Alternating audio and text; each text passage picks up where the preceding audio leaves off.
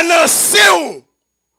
Li ki doit annoncer ou. Li ki doit c'est moun la kayou qui font la guerre. Li ki doit c'est moun la kayou qui kontou. Li ki doit c'est moun la kayou gade kap take pied mais yo pas kage yo parce que bon Dieu comme avant. Ils te feront la guerre mais les papka vécu car je suis avec toi. Oh, on t'a dit ça, je suis avec toi dans les bons et les mauvais jours. C'est quoi bagay oui? Les moun a font la guerre, les moun kontou, les moun kade, les moun pa vle